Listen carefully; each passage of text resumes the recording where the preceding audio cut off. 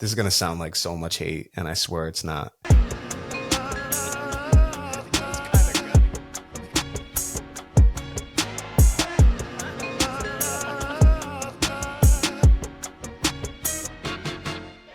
Welcome to the Warner Brothers podcast. My name is Keenan, joined by my brother Kyle, joined by Timmy, coming off of a Thursday night after I made a little bit of a bold claim, but whatever, it's fine. How are you guys doing? Doing pretty good. Patriots, you let me down so many ways last night, but they can make up for it next week. They can make up for it next week, absolutely, when they go see San Francisco. My bad. How are you, Kyle? I'm great. I wish we had a better game last night, but it's Friday. It's a beautiful day. Doing our picks. Warner Brothers podcast, Football Friday, and Keenan, as you mentioned, WNBA playoffs started Sunday as well. I wish they started Monday. I'm sorry for you. You're sorry for me? Yeah, because you wanted Connecticut to not have to see the Fever, and I'm sorry that they have to see the Fever, but it happens. I'm actually not as upset about that. It's gonna be a beautiful matchup. I'm not as upset about that because the alternative would have been Fever versus Aces. Yeah. But then on the other side of that, we got Aces versus Storm, which I don't love. Don't love that for the Storm. So. Oh no, not for the Storm. Asia's on a mission to three-peat, to be Defensive Player of the Year, Most Improved, everything. She's trying to do as much of a queen sweep, I'll call it, as possible. And I'm not sure if I'm not saying the NBA. I don't say they fix games. I don't think they. I really think their refs are pretty much under control in the playoffs for sure. But do I think they give superstars calls? Yeah, way too much. So I don't know if the WNBA is like that with Asia, where they're, if the Storm get up, I guess you can't get up in this series. But if you're up 1-0 or if you're tied 1-1 with home court advantage, I don't know if they'll give Asia and the Aces calls or how that'll work. So I'm very interested to see how the WNBA playoffs go. I haven't noticed, from what I've seen of the WNBA playoffs, I haven't noticed that really be a thing to where it's really a big deal when when those kind of series go away. Obviously, as you're right, say it's 2-2 and LeBron's in a series, and then it gets 3-2 and LeBron's down. Game 6, LeBron's getting a good amount of calls. He's not that they're not going to make it so the game's fixed, but he's getting calls. He's getting calls. Same thing with the team down 2-0 going back home in game 3. They're getting calls. Even if they don't got stars, they're getting calls, kind of thing. Yeah. So, I can't wait for these playoffs. Again, I wish they didn't start right in the heart of our first. I think this is our first great NFL Sunday. I really do, and we're gonna get to it. But I can't wait. I'll save the WNBA talk for our WNBA pod, but I think it's a favorable matchup for Caitlin Clark, and I think there's favorable matchups in the second round for people if it goes that way. But can't wait to talk about it. Absolutely. So, my question to you guys: did you guys want to talk at all about last night's game, or did you guys want to get right into picks for Sunday? We can briefly touch on it. You guys were all over the Pats. Yes. I was on the Jets. I had said Aaron Rodgers, that's exactly the type of quarterback you want on a Thursday night, specifically in their situation, 3 games in 11 days, right? And I believe when it comes to these, especially early season Thursday night games, I believe it's all about game management more than it is talent, more than it is anything, just because you're so banged up coming off that Sunday game. Right. And Aaron Rodgers exceeded my expectations. He looked like mid-season Aaron Rodgers, which should scare the shit out of the league. Yeah, no, he looked great. He's looked better progressively since the second half of the Niners game, going into the Sunday game last week against the Titans, especially the second half. He looked good in spots, looked like he had control of the game. But he really, truly looked like how he should in mid-season yesterday. And that should be scary for the rest of the league. It truly should.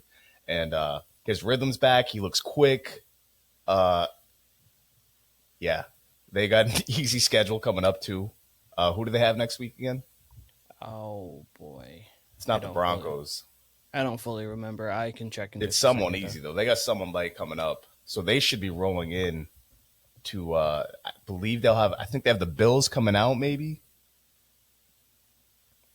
after next week's game. But I know it goes easy game, tough game, and they should be 3-1 going into that tough game. They have the Broncos, then the Vikings, then the Bills. Okay, so they should be 4-1, possibly going into that Bills game. So yeah, this 3-game stretch went as well as it could for Jets fans. Obviously, without the win in San Francisco, but aside from that, as well as it could possibly go. So for once in their lives, Jets fans should be happy. Yeah, Timmy, what were your thoughts on the game? I was definitely a little surprised. I thought the Patriots defense was going to play a little bit better than the way it did. It seemed that the Jets just could do whatever they wanted to.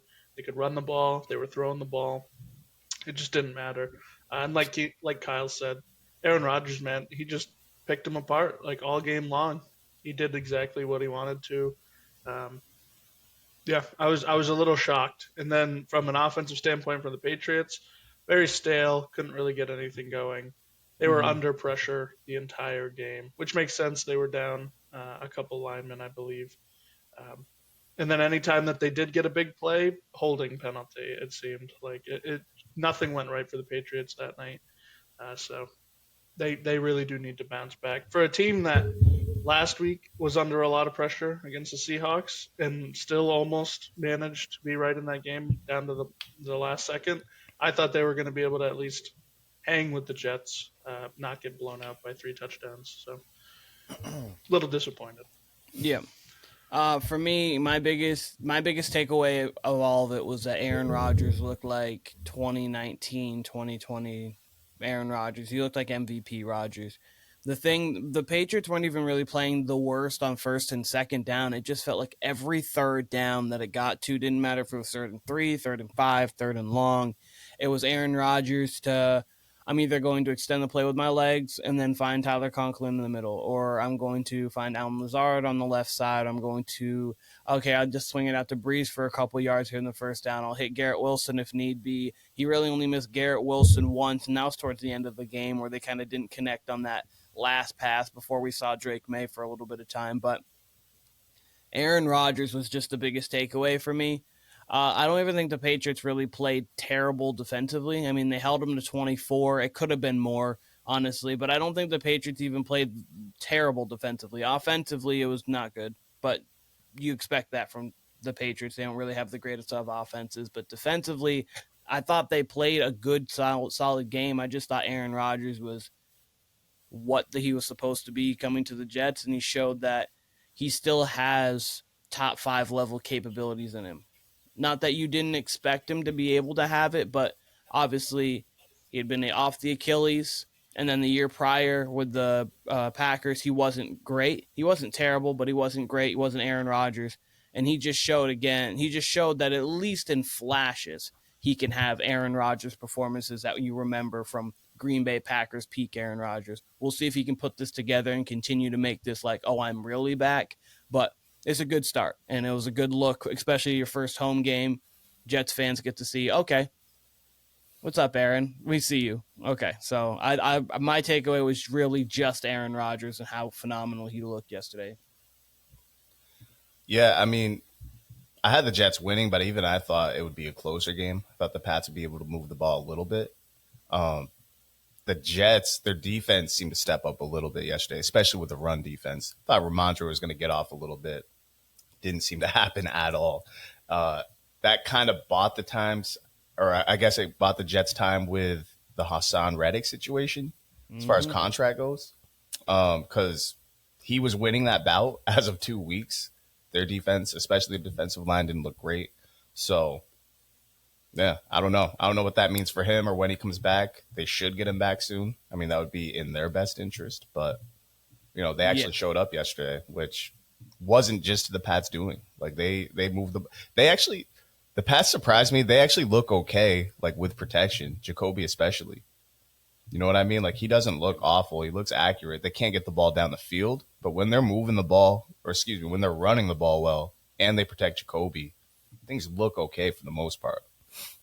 Mm-hmm. Yeah, it wasn't terrible. The Patriots didn't look terrible yesterday by any means. They just looked like they didn't look terrible. They just looked like a team that was a little overmatched. The Jets defense played more like the Jets defense we expected coming into the season. For sure. So they were timely blitzes, getting Jacoby Brissett. They got him in 3rd and longs by stopping the run initially. And that was something that even in the first 2 games you knew that they were going to do. But against the Seahawks and against the Bengals, the Patriots are still able to run the ball. Ramondre ran for over 100 against the Bengals, ran for 84 against the Seahawks. He only ran for 23 yesterday. I know he went out and maybe with a dislocated pinky or something like that from the face mask run or whatever. But it was one of those situations where even though the Patriots have been predictable and been winning out of the point of attack for the majority of the season thus far, they were not able to, which got them in 3rd and long. And that's where you want the Patriots, 3rd and long, to where they can kind of, do their best there. So overall, though, I thought I was really impressed with the Jets. One of those games where I've been more skeptical on the Jets. Obviously, I didn't have them making the playoffs at 9-8. It's one of those games now where you understand why people like them a lot. Of course, and not that I thought they were going to be bad. I had them over 500, and right now, I think if I could, I'd probably have them in the playoffs at this moment in time, just because I would have replaced them with my Dolphins that I had in the 7th seed. Obviously, with Tua being out for an extended period of time, you assume I probably would just flip flop them anyways, but. They're showing to be the team that this game showed that they could start to be the team that people expect them to be.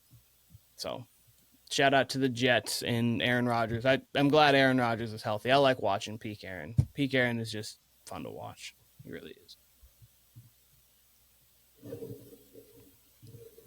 All right. Let's get to these picks. So I'm just gonna read these off of FanDuel in order, and then we'll just go from right there. The first game on the FanDuel docket is the Giants going to Cleveland, and the Giants are 6.5 point underdogs in Cleveland. Timmy, what are your thoughts on this game? I've been saying it all year. Cleveland defense is going to be good. It's always good, and their defense at home is going to be even better. The Giants offense. It needs to run through Malik Neighbors, and that worked last week. They still didn't win the game. So I don't have faith in them winning this game against a better defense. I have it Browns 20-10. Yeah, the Giants at least got themselves a kicker this week. That was smart of them to replace Graham Gano. Yeah, Tim said it. I mean, Cleveland's defense at home is pretty hellacious. Giants still have Daniel Jones, who played well last week against, the Commanders, who will make you look good. But Daniel Jones, we've said it. He's kind of gotten a disservice with his supporting cast early on here in his career. Not that he's anything great, but, you see that with time and with space, he can be something. But you will not have time or space in Cleveland. I actually have it right around Tim's score, say 21-12, Cleveland. Yeah, I'm in the same boat as you guys. I think low-scoring game. I think this is going to be a game of defensive line play on both sides of the ball. Cleveland, though, is just going to make life very tough for the Giants. I don't think they're going to really be able to move the ball, and the Browns will be able to run the ball enough. I got it 17-13 Browns. Giants could hang in there, though, if they give Deshaun problems. Yeah, that's why I think that they will be able to. I think the front four is going to be able to make life a little bit difficult for the Cleveland Browns. I just don't see them really putting up much points. I think this is never a game I would bet on, but I honestly think I might bet the Giants side of it possibly. I just think it's going to be so low scoring that I don't. But at the same time, one turnover could change everything. By the way, after last week, we all had a 9-8 first week. Kyle, you were 7-10 last week. I was 8-9. Timmy, you were 9-8 again. So wait, Timmy, there's not 17 games though. There's 16 games. Sorry. I think I did the math. I did the math wrong on this when I demand a recount. No, I did the math wrong on this when I am drunk. So I don't even know where I got to that. But anyways, Kyle, that I was so confused because I was trying to do this as I was here. Kyle, you had 7 wins last week. I had 8. Timmy had 9. So Okay. Timmy is 2 games ahead of you. The math of the numbers is wrong, but overall, Timmy is 2 games in the win column ahead of you. He is 1 game in the win column ahead of me. And we all tied the first week, correct? And we all tied the first week. My bad on the mathematics of it, but yes.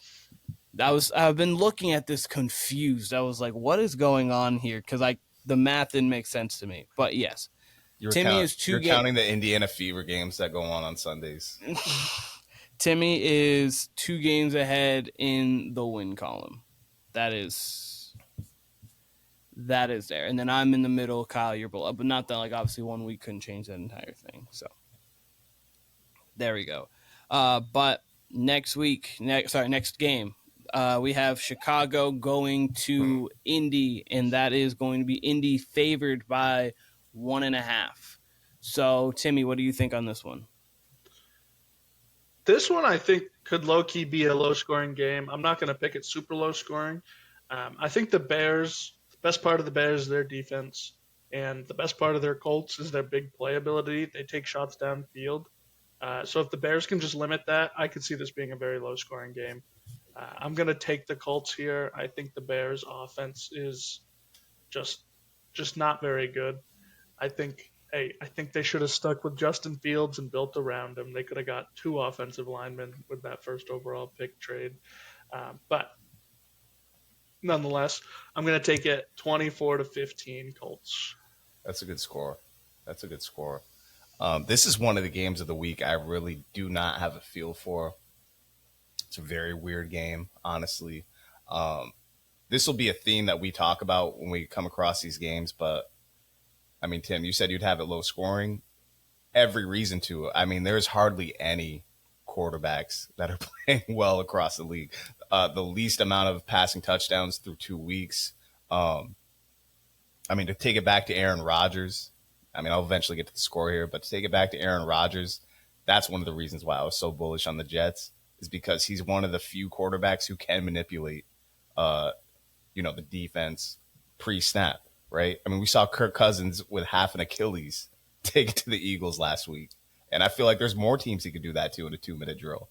Yeah, I mean, it was a theme last year where I said 10 years ago quarterbacks were better, and I think I believe that even more strongly this year.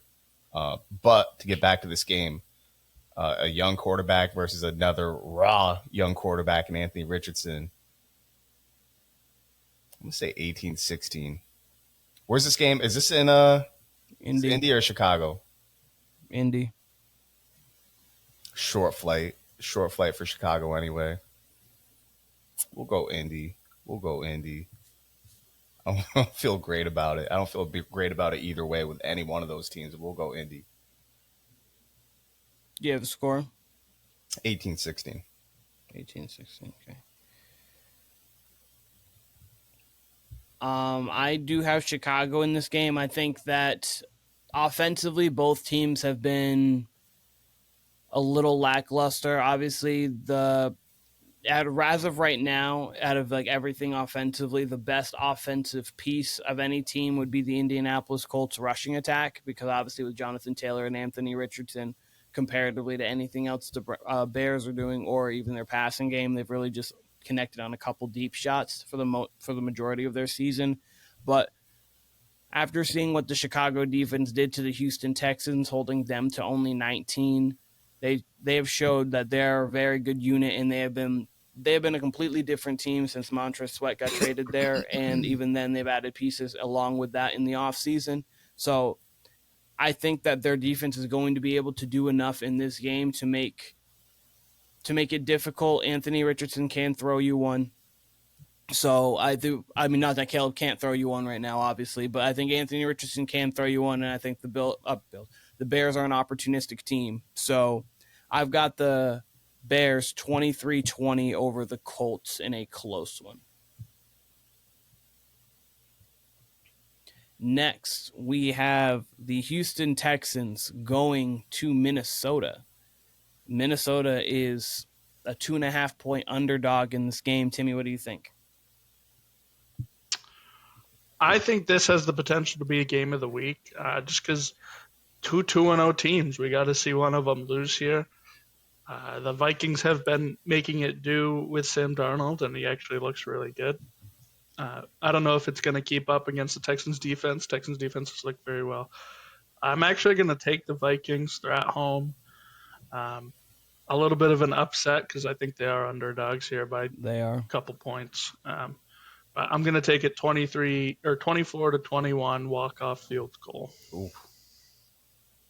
Yeah, I could definitely see the Vikings winning this game. I certainly could. Like, it seems, I don't know who the Texans have next week, but it seems like a typical trap game right here. Also, though, being in a dome, there is a world where the Texans just like blow them the fuck out. I do think it's going to be closer, though. Justin Jefferson is playing by the looks. So we'll keep it. We'll go by a touchdown. We'll say Texans 27, Vikings 21. So by 6. I'll give it by 6. I think this is a game we're going to see the Houston Texans offense kind of take full stride. I understand that Joe Mixon's not fully likely in this game. They do have Cam Akers. I know Cam Akers is looking like he could be starting. Joe Mixon's still not a full yes, he's playing, or no, he's not playing. But I do think you still have Nico, you still have Tank Dell, you still have Stephon Diggs. I think we could see Tank Dell get over the top in this game. I've got the Texans winning 30-20. And okay, there. Next, we have got Philadelphia heading to the Saints. The Saints are favored by 2.5. This could be one of the best games of the week. Timmy, what do you think on it? I think this could definitely be one of the highest scoring games of the week. I still have faith in Philadelphia's offense to put up close to 30 points, and the Saints have been doing that all year. And even last year, the end of the last 6 games of the year, I think they had 2 games over 40 points. It is kind of crazy to say that the Saints offense looks pretty good, but I'm taking Philly here. I think they're going to pull it out. I actually think this is a must-win game for Philly. I think they need to show that they can beat a good team, because I think they realistically could have lost the Packers game if Jordan Love didn't get injured and they complete that drive there. So I think they need to show us that they can beat up a good team, not necessarily beat up, but just beat a good team and not just fold. So I'm going to take it 29-27, high-scoring game. Antonio Brown, he's doubtful for this game, I believe. AJ Brown? AJ Brown. What did I say? Antonio Brown? Antonio. Yeah. I was bound to do that. Antonio is doubtful for this game. He said he was going to miss certainly doubtful for the game. But I was going to say AJ should be, unless something miraculous happened over the last 24 hours, AJ should be out. Word. Yeah. I mean, let me say this. I agree with Tim. First of all, this is definitely a must-win for Philly. They need to look good here, even though they won their first game, and they look good against Green Bay and Brazil. Don't get me wrong, but you got Jalen Hurts without AJ and Antonio Brown this game. Jalen Hurts will look a little more like Marcus Mariota than he will Jalen Hurts. On top of that, they're going against the hottest team in the league, the New Orleans Saints. Saints are going 3-0. Saints might even be 4-0 when we go into October by the time we look up. So I'm not going against the Saints right now. They are historically great through 2 games. Like, there's no way around it. They're historically great. Their offense is. Derek Carr, through 2 games, is the best QB in the league. The Eagles' defense gave me no reason to go against that. They let Kirk Cousins, again, on 1.5 Achilles, go down on Monday night and just easily score on him. No reason to think that Derek Carr and Kamara and apparently, I was going to say Dennis Allen, but this is really all Clint Kubiak. But, yeah, no, Saints rolling. Saints are rolling this game 3-0. I'm going to give it a score of 34-22.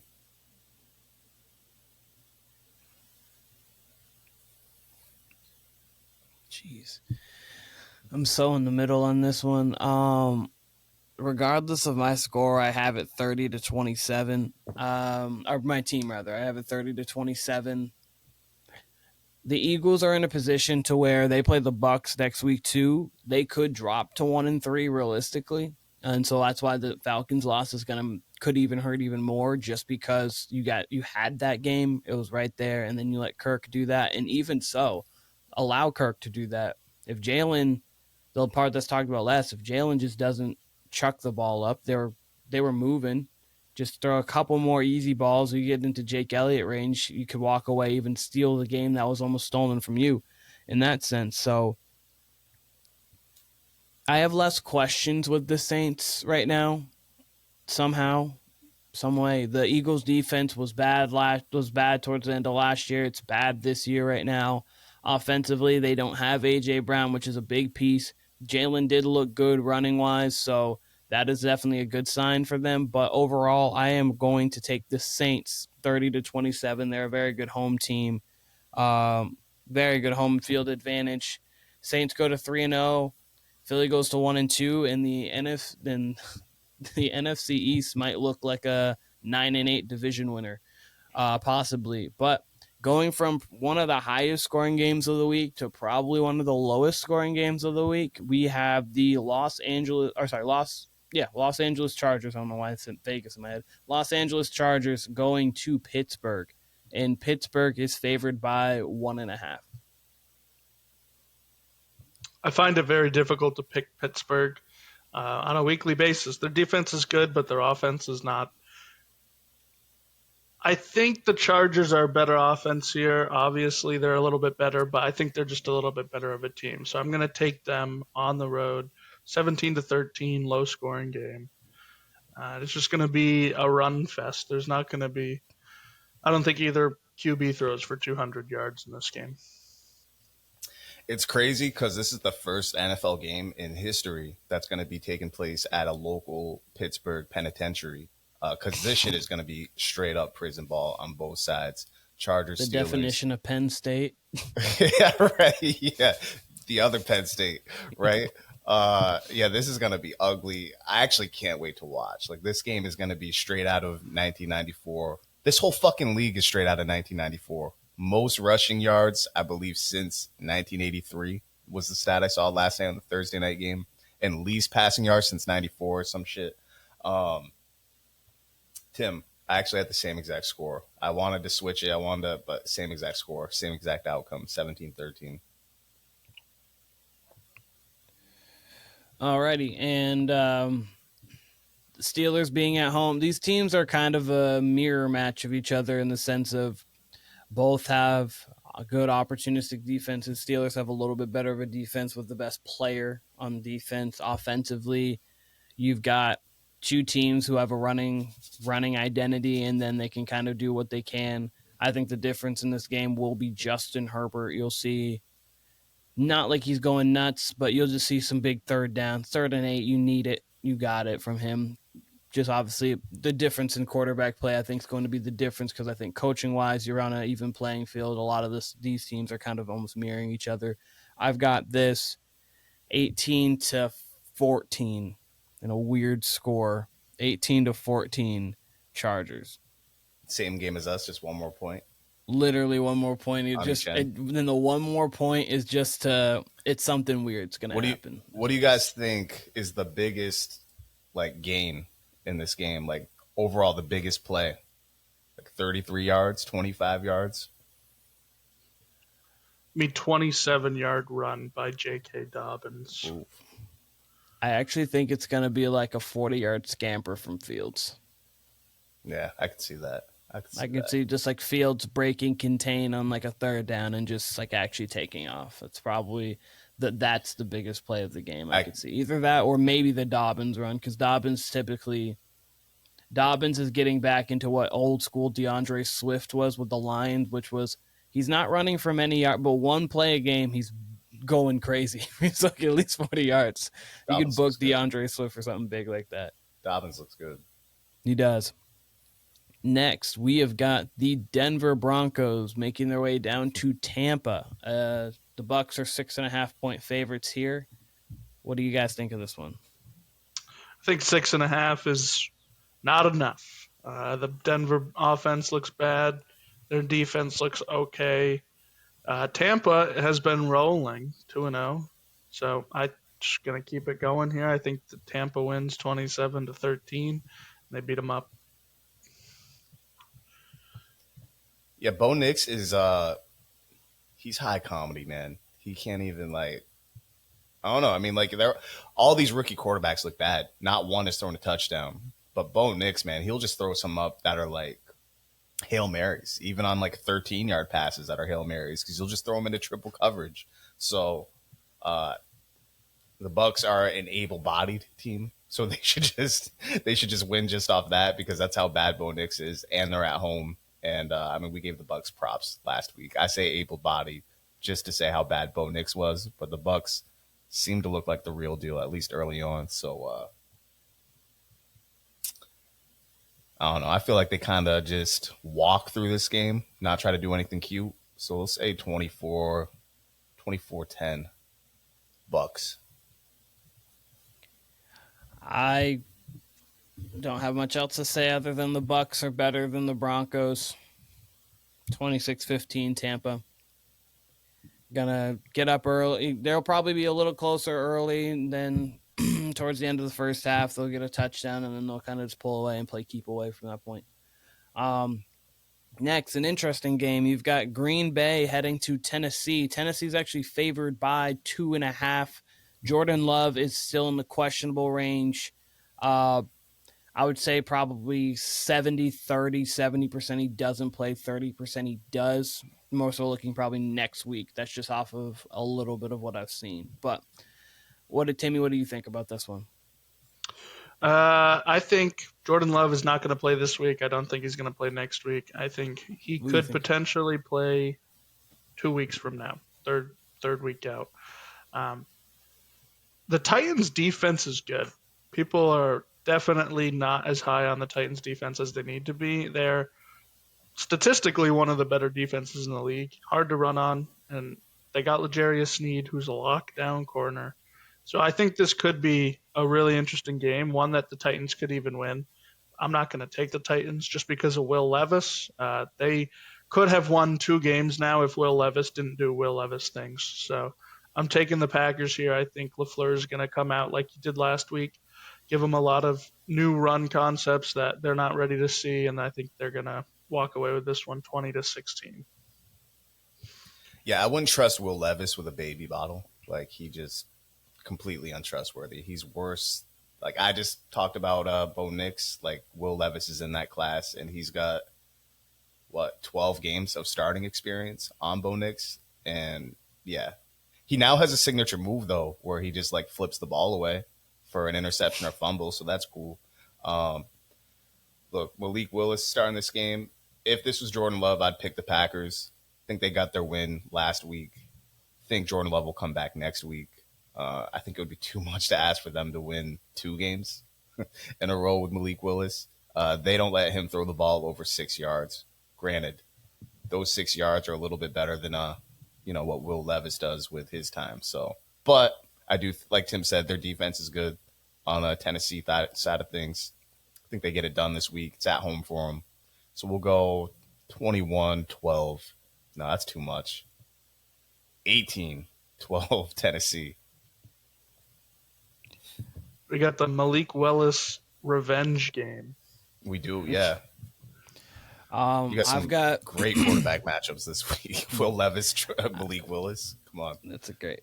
I got Green Bay 21-17. I just think when it comes down to it, it's going to be a Matt LaFleur game. It's going to be one of those games where we walk out like, yeah, he really is. I mean, people really should know this already, but he is borderline top 5 coach in the league, and I think he's just going to continue to do things to put people in the best positions and make it so Malik Willis won't lose him the game.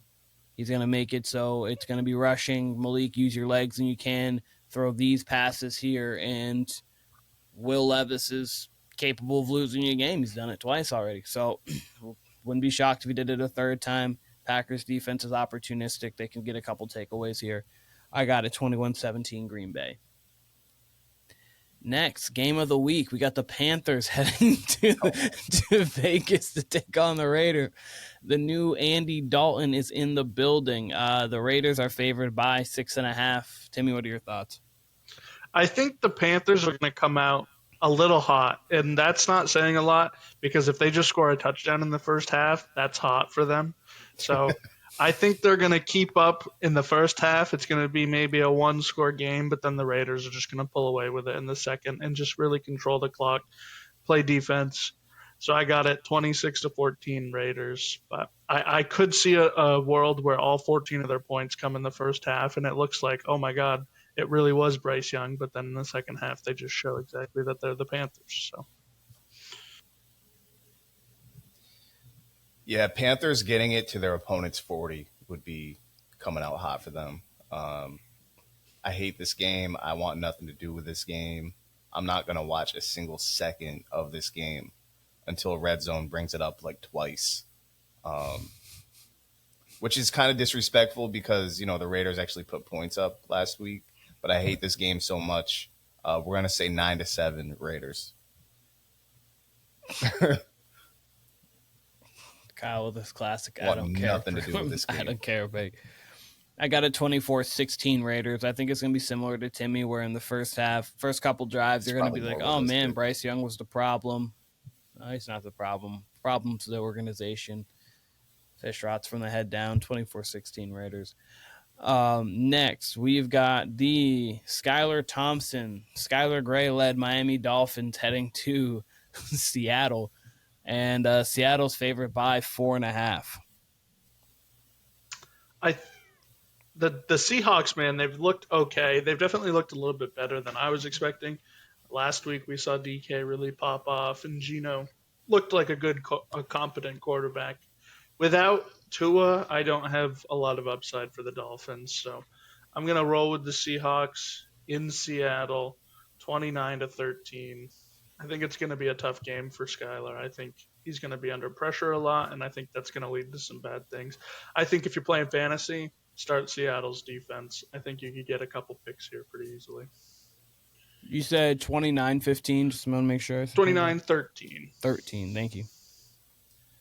This would have been one of my favorite games of the week had Tua been healthy and able to play. Would have been a real test for the Dolphins. Still will be, truly. I mean, this is a team who's got a pretty favorable schedule early on, especially had they had Tua. But I think this is going to be a game where we can really tell how good of a coach Mike McDaniel is. Funny matchup, Mike McDaniel versus Mike McDonald here. Wonder how many times the announcers are going to flub that. Man. I do think, look, Skylar Thompson, he went into Buffalo in a playoff game and actually played really well, like kept him close. So I could see a world where McDaniel schemes up something okay for him. Seattle's as tough of a place to play as possible. It'll sound like a playoff game in there. So I think it starts off close, and then the Seahawks pull away. So we'll give it 24-14, Seattle Seahawks. They'll start off 3-0. I have a 22-15 Seattle. I think you're going to see a lot of Devon Achane early. They'll try to get Tyreek and Jalen in spots where the ball doesn't have to go too far, travel too far. Mike McDonald knows how to do defense, obviously. Mike McDaniel knows how to do offense. But I think when it comes down to it, Skylar Thompson is not going to be able to do enough. Not really saying a whole lot. Next, we have what I actually feel is the game of the week. You could either argue this one, or maybe the next one. But this is the Detroit Lions heading to Arizona. And Arizona is 3-point underdogs. Timmy, your Arizona Cardinals, what do you feel? I think this is going to be a very high-scoring game. I don't know what the over-under is, probably like 50.5 or something. But 51.5. 51.5. I think it's going to go over. I think we're going to see them both in the upper 20s. So I have the Cardinals winning this game. I do.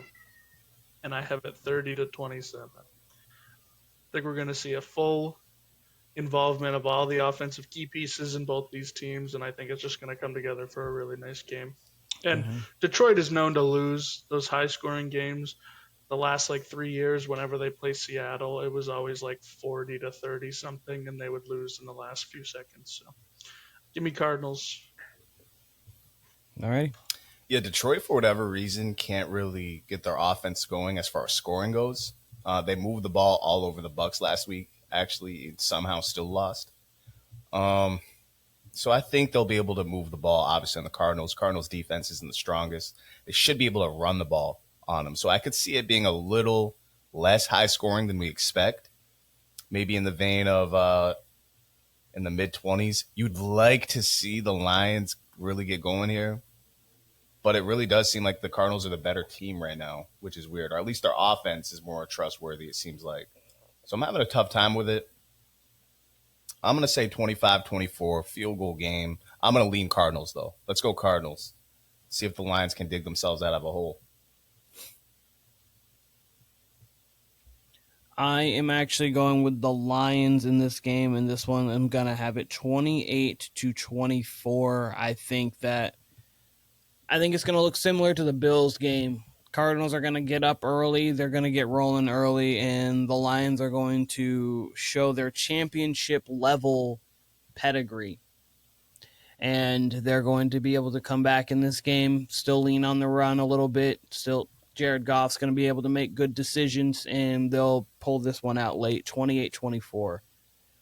But yeah, I'm picking this game pretty much as the spread's asking me to. With the over-under, this is exactly the game that Vegas is expecting it to be. 27-24, 28-24, Detroit Lions. But next to the other game that could possibly be your game of the week, it is the Ravens heading to Dallas. Dallas is actually a underdog, 1.5 underdog for the second time in like 3 years at home. I don't necessarily know if I agree with this spread there. I think Dallas being at home, I think they're pretty evenly matched teams, and then at home you got to give them a few points. So I would have expected Dallas to be favored by a point or two here, but Yeah. Nonetheless, I am actually going to take the Ravens. I think this is, like we've talked about, a must-win game for them. They can't possibly make it over this next month without winning a few of these games. So I'm going to give them this one right here. I think Dallas could lose this game and still be in contention to win their division. So more of a game for the Ravens, and I think they're going to understand that, and they're going to come in and get the job done. 22-19. Keen, you remember in the USA-Serbia game, semifinal game, where there was a lot of clips of Melo talking to Bron, talking to KD, talking to Steph. And Melo on his podcast, 7 p.m. in Brooklyn, shouts to 7 p.m. in Brooklyn. He said how he was telling Bron, you got to tap into the well of greatness. You got to tap. He's like, I know you don't want to tap into it in the summer, but you got to tap into it a little early. Otherwise we're going to lose type thing. That's what Lamar and the Ravens got to do. They got to tap into that well. I know it's week 3, but this is a must win. You don't get must wins in a week 3 very often. But given their schedule, given their start, this is definitely a must-win. They're on the road. This is my favorite game of the week because, hey, they could absolutely lose this game. I mean, who's to say they don't have a bad game? You're right. Lamar could throw 3 picks. Mm-hmm. I don't foresee that happening. Actually, this is going to be a big Derrick Henry game. The Cowboys have nothing on the run, in the running game that gives you any confidence for them to control the game. So if the Ravens can kind of just sit on the ball and kind of make it ugly and, really get Lamar going and then give their defense some opportunity to rest, I think they should be okay. We'll say 23-17 Baltimore Ravens. I actually have Dallas 27-23 in this game. I think that they're going to be able to keep Dak clean up front, and if that's the case, then they're going to be able to move the ball through the air on the Baltimore Ravens. With that, I know that the Ravens it's going to be a control the clock game for the Ravens. The Cowboys have not been great against the run, so it's going to need to be Derrick Henry. It's going to need to be Lamar Jackson using his legs, and you're right, Kyle. He's going to have to tap into that well of greatness. He's going to have to. His running ability is going to have to look similar to what it was against Kansas City week 1, but he's also going to have to be more efficient throwing the ball as well. But I do like Dallas at home here in this spot. Regular season-wise, Dallas has been a very good team at home. You don't see them getting blown out often. Last week was really an aberration. They've been 12-5 the last 3 years. They've been a very good home team. I do think that continues. I have the Ravens going to 0-3, and when we talk, I mean, if that really does happen, they're not in the playoffs. That's the point. But yeah, I got a question for you, Keenan.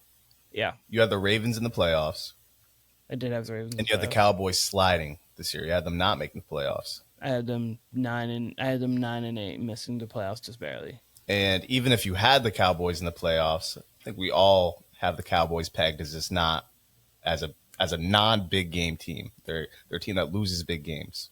So what gives you confidence in this game?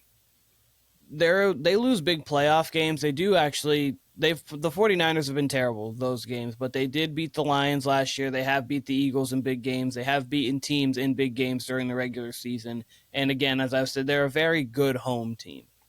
They're a very good home team, and I think that they're going to bounce back. They're in a spot too where obviously this isn't as much of a must-win, quote unquote, but like at the same time, you don't want to get to below 500. You don't want to have to continue to dig yourself out, especially when you're going to be playing a very tough schedule. Again, you have a first-place schedule yourself. So they're in a position where they don't want to fall back. And again, if the Eagles lose and they're able to just take over the number one spot in the division and continue to just hold that there, that's better for them than trying to get from 1-2 and trying to climb their way up to. I think that they're going to be in a position here where they really feel they need to win, and I just like them. I like them a little bit more than the Ravens right now. I don't like what the Ravens have offensively up on the front. Their offensive line hasn't been great, and I think Micah can take advantage of what the Ravens have been lacking this year on the front line. Another thing with that is last year this kind of happened where the Cardinals upset the Cowboys and nobody was really expecting it. Same way the Saints just did. The next week, the Cowboys came out and they just dominated. They did play the Patriots, but I remember picking that game, and we definitely all had it way closer than 38-3. So I could see them coming out and just being mean and just being, lay the points on them wherever they can.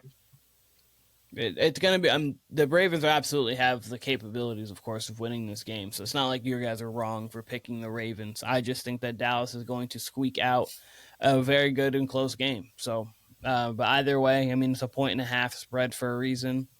So it's supposed to be a close game. Next, a game that looked great at the beginning of the season, but a game that now doesn't look so much fun. It is the 49ers heading to Los Angeles, and the Rams they're now 6.5-point favorites. They were 7 earlier in the week. This one, not much to say about it. The Rams don't have anything. They've got Stafford and Kyron Williams and a decimated offensive line.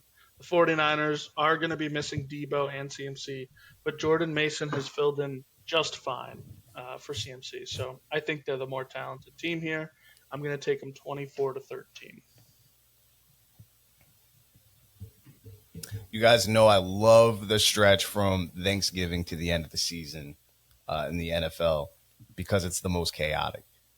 And, Keen, you just picked the Cowboys the Cowboys to beat the Ravens and the Ravens to possibly miss the playoffs, right? We've been talking about the Niners and their schedule. They probably definitely have the toughest schedule in the league. They're without Debo and Christian McCaffrey here. Rams are without everybody. I think 7's entirely too high.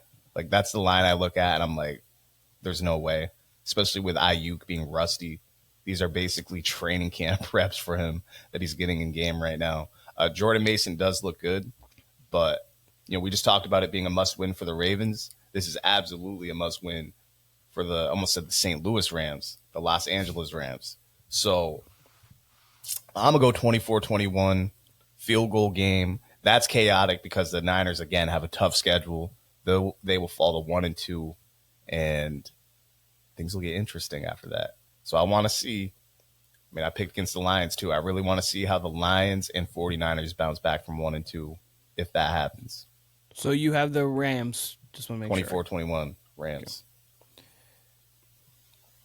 I've actually got it 25-20, and I've got the San Francisco 49ers winning this. I think it's going to be a closer game than what you would think on the paper, just because I like Sean McVay. I like what Matt Stafford's going to be. I like what they're going to be able to do, the way they scheme up everything. Obviously, they got to put it into plays on the field, but tough division game. And it's interesting because we're really seeing Brock Purdy is 0-3 without Debo starting. So we'll see if he's able to obviously right that wrong and be able to continue to play, because this is going to be one of a few games he's going to have without Debo Samuel here coming up. But I do think that if you would give me either Puka or Cooper Kupp, I really would believe that the Rams could go out there and get this game. But with missing both of them, I think that's a little bit too much. And with your lack, I think Demarcus Robinson's solid, but if he has to be your true number one, I think it's going to be tough for you. 25-20 49ers. Then we got the Sunday night game. Got Kansas City heading to Atlanta. Kansas City is the 3-point favorite. Timmy, what do you think? My take on this game is the Chiefs are the Chiefs. They're going to be as dominant as they usually are. It's also a primetime game, so expect if any time that they're going to get any sort of special treatment from the refs, it's going to be in this game. So I'm taking the Chiefs to win handsomely here, 26-18. I like the Falcons last week, but I really only liked that last drive. The rest of that game, they were running pretty well, but they were held to 15 points through the first three quarters. For the first damn 46 minutes of that game, they were, doing nothing. So I like them, but I think they do need to still get into a rhythm, and I don't think it's going to be against the Chiefs defense. So 25-16 Chiefs. I don't know why we're getting Atlanta back-to-back weeks, primetime games. Atlanta should be 0-3 coming out of this game, but they got that one win last week somehow. There's really not much to like about the Falcons, honestly. Like, Kirk Cousins has not looked good by and large, aside from that last drive. Chiefs without Pacheco here. We know they're without Hollywood Brown the rest of the year, so I'm really interested to see how their season looks. Pacheco is going to be out, 6 weeks at least? 6 to 8, yeah. So Andy Reid said it might be the whole season. It could be, yeah. Is it a tibia or fibia? Which one is it? Neither one is fibia, good. I believe. Yeah, so fractured fibula. Could definitely see like him being out to like week 16 or something like that. So it'll be cool to see them with some adversity. But I mean, it's the Falcons and Kirk Cousins and his 1.5 Achilles, so they should win this game. So what'd I say? 25-16? We'll go with that. Yes. I got a 30-21 Kansas City. I think Bijan has himself a good game, but otherwise it's going to be tough for the Falcons to really get fully going. They're going to get some points more so late in the game, but you don't have Pacheco there. It's going to be a lot of air. It's going to be a lot of throwing for Patrick Mahomes, and I think it's going to be great. They're in a dome. I think you get Xavier Worthy in a dome. You get Travis Kelce, and obviously he's one of the quarterbacks. It doesn't really matter the players. It could be Justin Watson. It can be who doesn't really make a difference. Between Rashee Rice, Xavier Worthy, Travis Kelce, I think Mahomes could have his first real big day of the year. The corpse of Travis Kelce.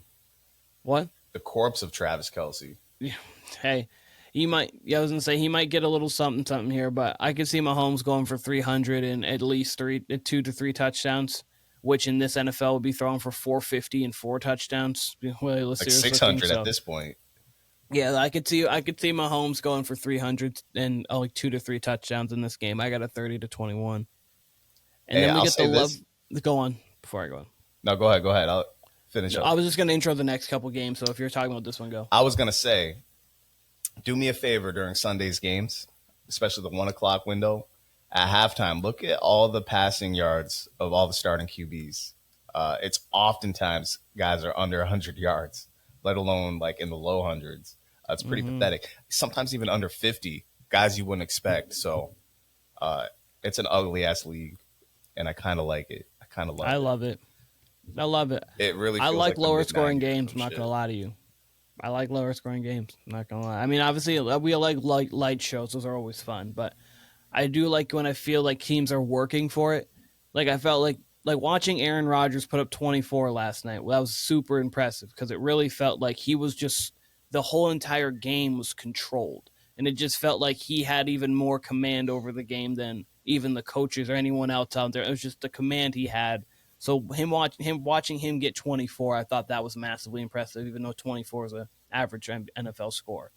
But we get 2 Monday Night Football games this week, boys. Yes, we gotta love the double Monday Nighters. In the first one, we've got the Jacksonville Jaguars, who are we all probably have them losing to the Buffalo Bills.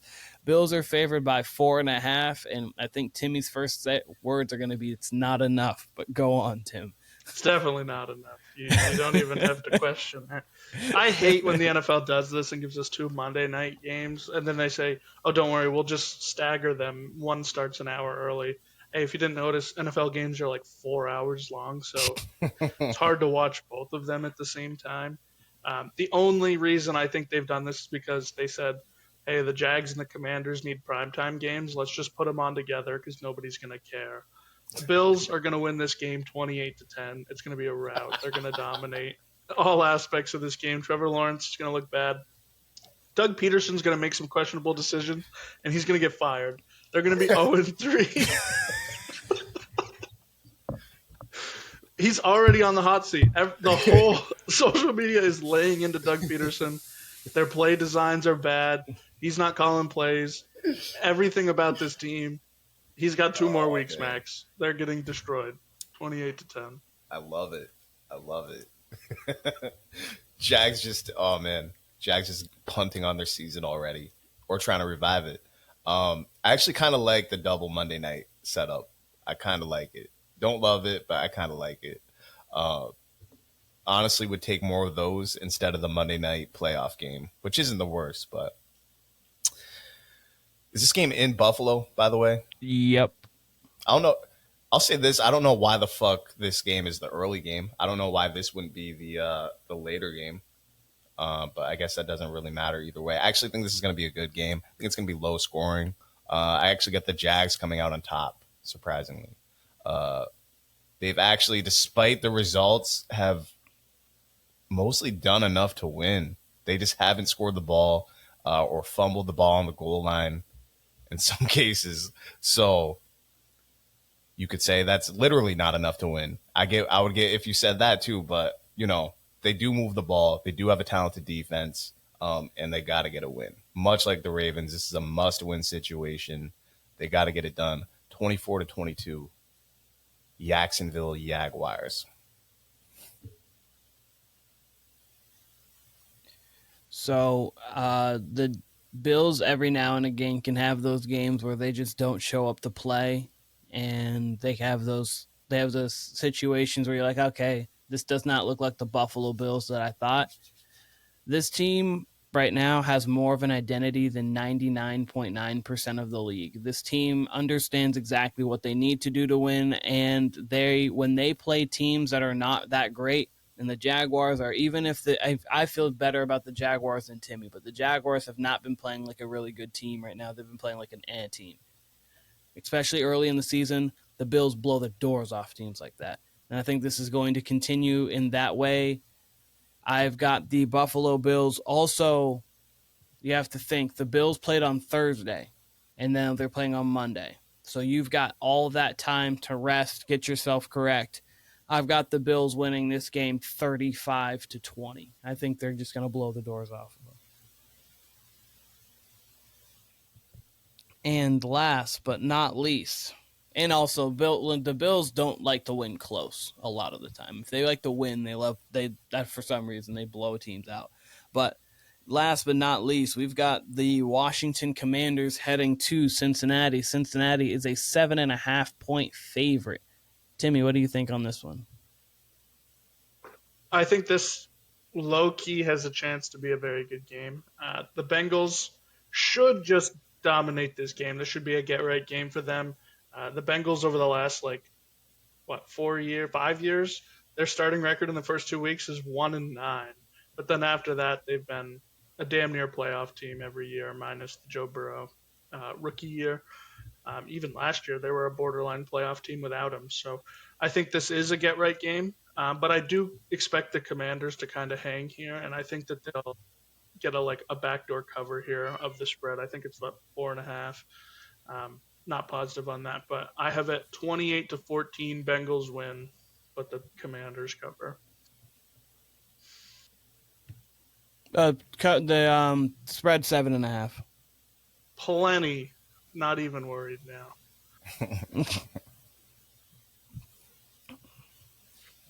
Let's say 25-18 Bengals. Two not great defenses going against each other, but Bengals should come out on top. Bengals are I mean, we don't want to say it as much just because it's a team gets a lesser team, but they're in an absolute must-win situation here too. We're talking about the Jags not wanting to go to 0-3, the Ravens not wanting to go to 0-3. The Bengals clearly don't want to go to 0-3, so there's a sense of urgency there. But the thing with them is they have been in the situation multiple times, and they have been able to resurrect themselves and put themselves in winning positions. Even though last year they did get injured, they were still in a good position record-wise before Joe Burrow's injury. I think that Jaden Daniels is going to create a little bit of problems, but obviously they've seen Lamar. So I think that they see Lamar twice a year, so running quarterback's nothing new to them, but I think Jaden can create some problems.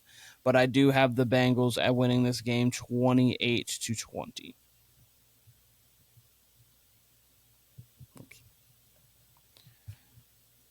Alrighty. That is those are the picks of the week. Is there anything else anyone wanted to touch upon for this week? Any pressing thoughts, comments, concerns about week 3 of the NFL? I just think this is going to be our most entertaining week thus far. I expect low scoring to still be the trend. I expect bad quarterbacks to still be the trend. But we do have a handful of must-wins, some desperate teams, some good teams that are desperate, or teams we thought were going to be good. So I think this will be one of the first weeks we get questions answered sort of thing. But then again, not really, because I expect a majority of these teams to just look wildly different in week 8, or somewhat different at least. So I think it's going to make for some entertaining games, whether it's ugly. Maybe we finally get some scoring, but I really don't expect that. So. All right.